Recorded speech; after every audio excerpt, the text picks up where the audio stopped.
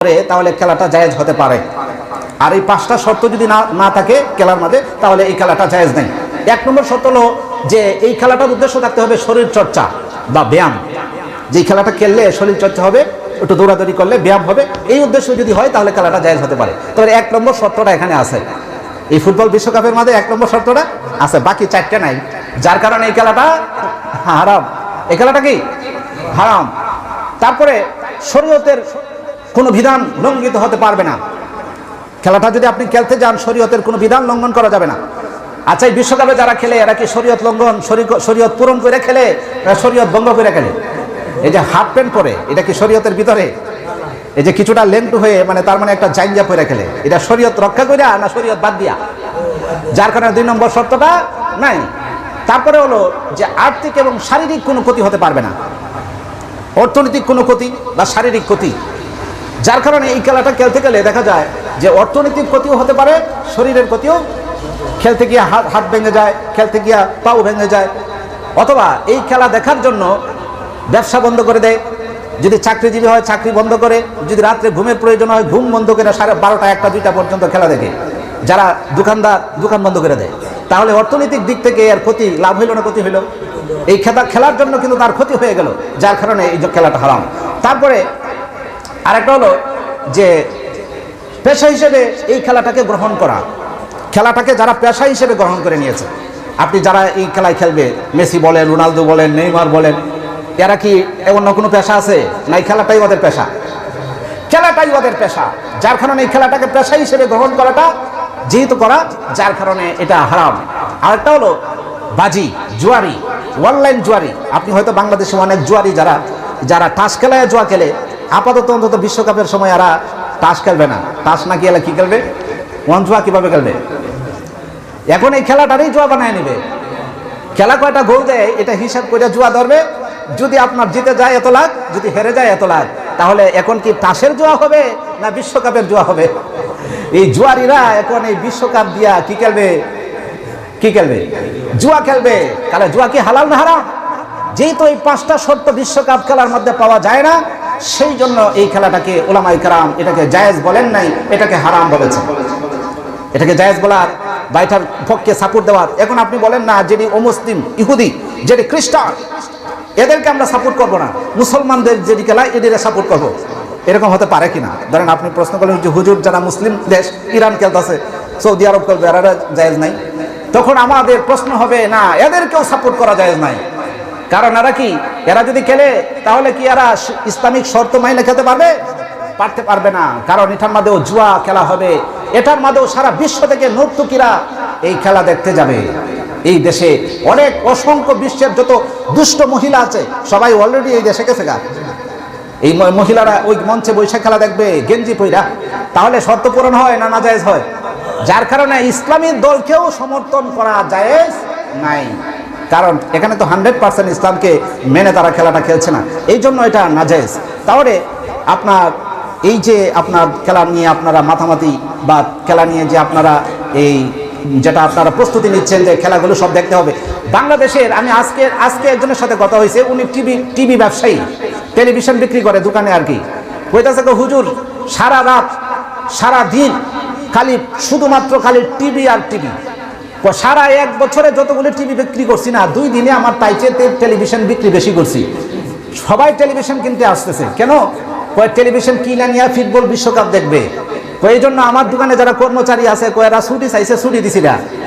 বিশ্বকাপ যতদিন শেষ না হবে ততদিন তুমি ছুটি পাইবা না। কারণ 1 মাসে যে টেলিভিশন বিক্রি হবে, সারা বছরে ওই টেলিভিশন বিক্রি হয় না। কেউ জেনারেটর কিনতেছে যাতে কারেন্ট না থাকলে খেলাটা দেখা যায়, কেউ আইপিএস কিনতেছে যাতে করে একটা খেলাও যেন মিস না হয়ে যায়। তাহলে চিন্তা করেন এই বিশ্বকাপের প্রতি ভালোবাসা একটু না বেশি? নামাজ পর্যন্ত ছেড়ে দেয়। এখন যদি জুমা, এই যে জুমা না, এখন যদি থাকতো ব্রাজিল আর্জেন্টিনার খেলা, ব্রাজিল আর্জেন্টিনার খেলাটা যদি এখন হইতো, তাহলে অর্ধেক মুসল্লি কমে যেত। এই জুম্মা না ফিরে কি দেখলে ভাই খেলা। আমরা একটা দিয়ে তো সমস্যায় পড়ে গেছিলাম।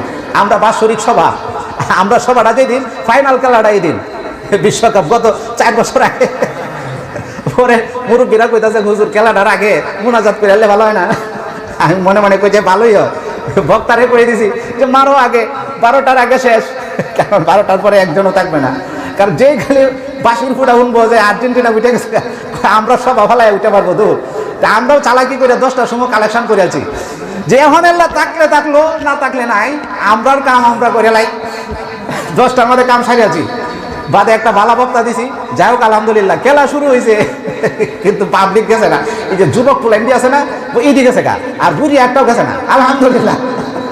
তাহলে বোঝা যায় যে কি কাটি মুসলমানও কিছু আমাদের বাংলাদেশে আছে। এই তো এই জন্য ওই খেলাটাকে আমরা নাজায়েজ মনে করি। যাও, তাহলে এই হলো আমাদের খেলা, ফুটবল বিশ্বকাপ নিয়ে আমাদের কিছু বক্তব্য। তারপরে আরেকটা হলো যে এখন আমাদের কোরআন হাদিসের ভাষায় এই খেলাগুলোকে আমরা সমর্থন করতে পারি না, কারণ এরা হচ্ছে ইহুদি, এরা হলো খ্রিস্টান, কারণ এরা আপনার আল্লাহকে এমনকি আপনার রাসূলকে ওরা ঘৃণা করে, যার কারণে আমরাও তাদেরকে ঘৃণা করি।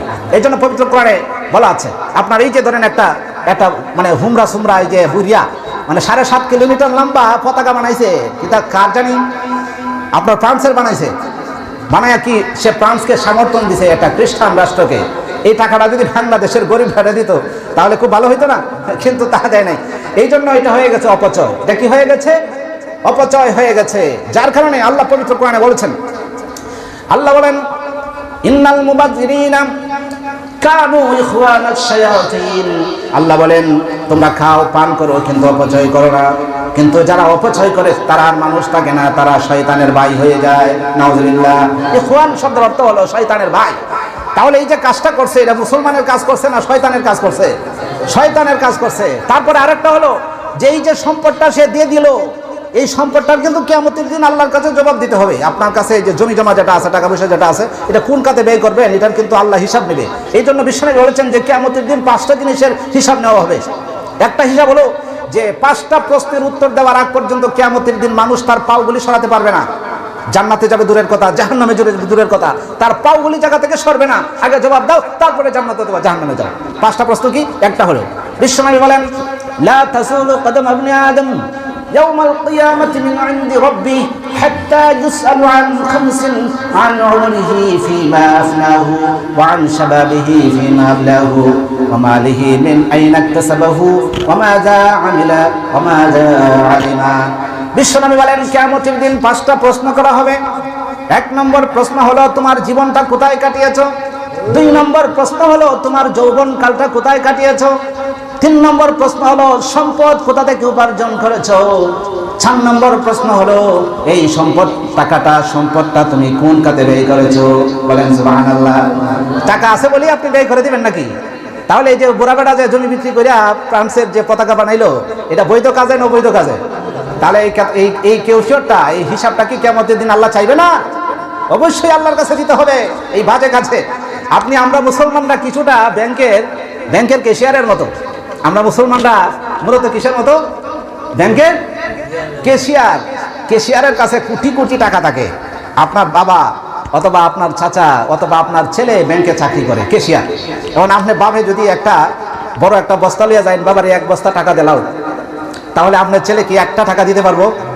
টাকা গণতে পারবে, টাকা হিসাব করতে পারবে, কিন্তু সিস্টেম ছাড়া আপনি যদি তার বাবাও হন 1 টাকা দেওয়ার কোনো ক্ষমতা ক্যাশিয়ারের নাই। ব্যাংকে আপনার অ্যাকাউন্ট থাকতে হবে, সেই অ্যাকাউন্টে টাকা থাকতে হবে। আর নাহলে বাবাকে রে, আব্বাকে রে, আম্মা গেলেও 1 টাকা দেওয়া যাবে না। আর যদি ক্যাশিয়ারে পাইকারি করে 1 বস্তা টাকা বাবারে, 1 বস্তা টাকা মায়েরে, আর 1 বস্তা টাকা তার বউরে দেয়, তাহলে কি ক্যাশিয়ারগিরি থাকবে? নাহলে সরকার লাথি মারে তারাই দেবে, যেই বেটা তোর সব টাকা তোর বাপ মারে দিয়ে দিলি। সিস্টেম ছাড়া কি 1টা টাকা দিতে পারবে? দিতে পারবে ভাই? দিতে পারবে না। তাহলে মুসলমানরা ক্যাশিয়ারের মতো, ব্যাংকের কিসের মতো? ক্যাশিয়ারের মতো। টাকা থাকবে কিন্তু খাত ছাড়া, কোন রকমের যুক্তিকতা ছাড়া 1টা টাকা ক্ষমা করার, 1টা টাকাও খরচ করার কোনো অনুমতি মুসলমানের নাই।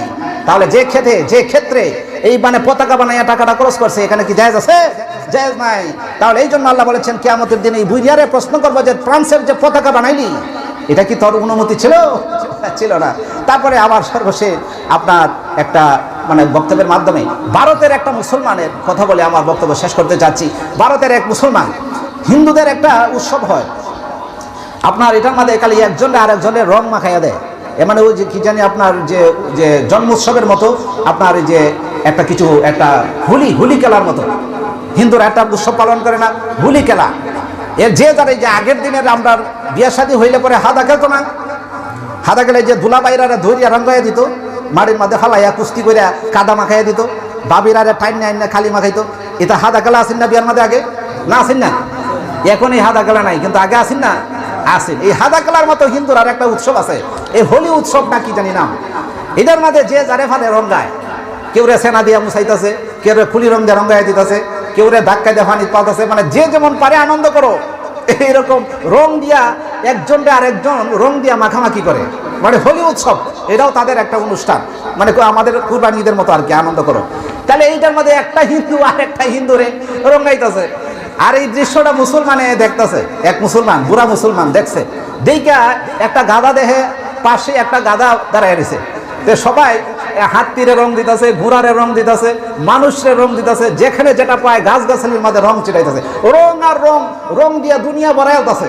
কিন্তু পাশে একটা গাধা দাঁড়ায় রয়েছে, এই গাধাটারে কেউ রং টং দিছে না। তাহলে মুসলমান, এই মুসলমান বুড়া মানুষটা ফান খাইতেছে, মুসলমান বুড়া মানুষটা কি করতেছে? ফান খাইতেছে। তা ফান খাইলে ফানের ফিটটা লাল, তো লাল না, কুলি রঙের মতো রাং না? তখন এই লোকটা কইতেছে, আরে গাধা, সবাইকে রাঙ্গাই দিল, তোরে রাঙ্গারি কেউ পাওয়া গেল না, তা রাখ আমি তোরে রাঙ্গাই দিই। এইটা কইয়া যে মুখের যে পিটকারিটা আছে, এটা ফুট করে গাদার শৈলে ফেলাই দিছে। ফিসকারিটা ফেলাইলে গাদার শৈল রং বসছে না, লাল হয়ে গেছে। লাল করে দিয়া এই বুড়িয়া কিছুদিন গেছে মরিয়া। কিছুদিন পরে এই হোলি উৎসবের কিছুদিন পরে এই বুড়া মারা গেছে। মারা যাওয়ার পরে আল্লাহ তাকে জাহান্নামে পাঠাই দিছে, বলে নাউজুবিল্লাহ। কিছুদিন পর তিনি মারা গেলেন। মারা যাওয়ার পর তখনকার সময়ের এক আল্লাহর ওলি তাকে স্বপ্নে দেখলেন। স্বপ্নে দেখার পরে বললেন, বাবা, মৃত্যুর পর তুমি কোথায় আছো, তোমার অবস্থা কি? এই বুড়া তখন বলল, না, আমার অবস্থা ভালো না, সারাটা জীবন তো ভালো কাজেই করেছিলাম, নামাজও পড়েছি, রোজাও রেখেছি, হজ যাকাত সব কিছুই করেছি, আমি জান্নাতে যাওয়ার খুব কাছাকাছি অবস্থানে আমি ছিলাম, মৃত্যুর পরে অবশ্যই আমি জান্নাত পাইতাম, কিন্তু মরার আগে একটা বাজে কাজ করার কারণে মহান আল্লাহ আমাকে জাহান্নামে পাঠিয়ে দিয়েছেন। বলেন নাউজুবিল্লাহ। কেমন কাজ তুমি করেছো? যে কাজটা তেমন কিছু না, কিন্তু আল্লাহর কাছে অনেক বড় অপরাধ। হিন্দুরা যখন হোলি উৎসব করতেছিল, আনন্দ করতেছিল, আমি তখন খালি করে রঙ্গানোর জন্য একটা গাদাকে আমি পিক ফেলে দিয়েছিলাম, মানে সেপ দিলাম, আমার মুখের পানের জর্দা দিয়ে পিক দিয়ে তাকে রাঙিয়ে দিলাম, আর মনে মনে কিছুটা আনন্দ পেলাম, গাদাকে রং দিয়ে কিছুটা আমি আনন্দ অনুভব করলাম। কিন্তু আল্লাহ আমার এই জিনিসটাকে ছোটভাবে নেন নাই। হিন্দুদের এই অনুষ্ঠানে অংশগ্রহণ করার কারণে, গাদাকে রাঙানোর কারণে আমার পিছনের সমস্ত আমলগুলো বরবাদ করে দিয়ে আল্লাহ আমাকে জাহান্নামে পাঠিয়ে দিয়েছেন। বলেন নাউজুবিল্লাহ। একটা অমুসলিমদের একটা উৎসবে কিঞ্চিত পরিমাণ আনন্দ করার জন্য যদি জাহান্নামে যাওয়া লাগতে পারে, তাহলে যেখানে গোটা বিশ্বের সমস্ত ইহুদি খ্রিস্টান যে খেলার আয়োজন করেছে, এই খেলায় যদি আনন্দে মাতোয়ারা হয়ে কেউ অংশগ্রহণ করে, তাহলে তার ঠিকানাটা মনে হয় জান্নাতই হয়ে যাবে, নাকি জাহান্নাম হয়ে যাবে। এই জন্য আল্লাহ কোরআনে বলেছেন যে লা ইয়াত্তাখিযুল মুমিনুনাল কাফিরিনা আউলিয়া মিন দুনিল মুমিনিন ওয়া মান ইয়াফআল যালিকা ফালাইসা মিনাল্লাহি ফি শাইইন ইল্লা আন তাত্তাকু মিনহুম তুকা ওয়া ইউহাদ্দিরুকুমুল্লাহু নাফসা ওয়া ইলাল্লাহিল মাসীর। আল্লাহ বলেন, মুসলমানরা যেন কখনোই ইমানদারদেরকে বাদ দিয়ে বেঈমান কাফেরদেরকে যেন বন্ধু না বানায়, তাদের সহযোগী, তাদের সহযাত্রী এবং তাদের পৃষ্ঠপোষকতা যেন না করে। যদি ইমানদারদেরকে বাদ দিয়ে বেঈমান কাফেরদের যদি কেউ বন্ধু বানায়, তাহলে আল্লাহ বলেন, তাহলে কি হবে? তাহলে তোমরা শুনে রাখো, আমি আল্লাহর সাথে তোমাদের কোনো সম্পর্ক থাকবে না। বলেন নাউজুবিল্লাহ। আল্লাহ বলেন, কোরআনের আয়াত এটা নাই বানায় বলছি, যদি তোমরা ইমানদারদেরকে বাদ দিয়ে বেঈমান কাফেরদেরকে যদি বন্ধু বানাও, আবার এদের খুশিতে তুমি যদি খুশি হও, এরা পরাজিত হলে তুমি যদি কষ্ট পাও, এরা গোল কায়ালে এরা খান্দে মুসলিমদি বাংলাদেশে, এই আর্জেন্টিনা সমর্থ দেখেন আপনি, খাইন্দা বুক বাসায় এলবো যদি আর্জেন্টিনা যদি পরাজিত হয়। আবার যদি ব্রাজিল যদি গোল খায়, দেখবেন যে বুকটা ভাইটা, কিছু বাঙালি ধুম পাবলিক আছে, এরা দেখবেন যে হার্ট অ্যাটাক করে মারাও যেতে পারে, কিছু কিছু এরকমও হয়। তাহলে এই জন্য আল্লাহ বলছেন যে এদের কষ্টে তুমি যদি কষ্ট পাও, এদের আনন্দে তুমি যদি আনন্দিত হও, তাহলে এটা শুনে রাখো, এদেরকে যদি বন্ধু বানাও, তাহলে আমি আল্লাহর সাথে তোমার কোনো সম্পর্ক থাকবে না। বলেন নাউজুবিল্লাহ। তাহলে ফুটবল বিশ্বকাপ মুসলমানরা অন্তর থেকে সাপোর্ট করতে পারে না। এই সামনে পড়ছে দুই একটা লাত্তি খবরের সময় দেখে চুনি এমন কথা, এই অনিচ্ছাকৃত চোখে বাইসা গেছে। আর এটাকে সাপোর্ট কইরা, এটাকে ভালোবাসা গেঞ্জি পড়তে হবে, এটাকে ভালোবাসা ওদের সমর্থকদের পতাকা আপনার ঘরের উপরে টাঙাইতে হবে, এটাকে পরাজিত হলে একদল আরেক দলের সাথে মারামারি করতে হবে, এমন কোন কর্মসূচি মুসলিমরা পালন করতে পারে না। আল্লাহ পাক আমাদেরকে এই বিশ্বকাপকে কেন্দ্র করে আমাদের ইমানকে রক্ষা করার তৌফিক দান করুন, আমিন। আমি আশা করি যে আপনাদেরকে বিষয়টা কিঞ্চিত বুঝাইতে পারলাম। আমি জানি না পুরো ডিটেইলস আমি তুলে ধরতে পারি নাই, কিন্তু হয়তো কিছুটা আপনারা বুঝতে পেরেছেন। আমি যতটুকু বললাম আপনাদের কি ধারণা? সাপোর্ট করা বা এটাকে পছন্দ করার কোনো সুযোগ আছে? নাই। আল্লাহ পাক আমাদেরকে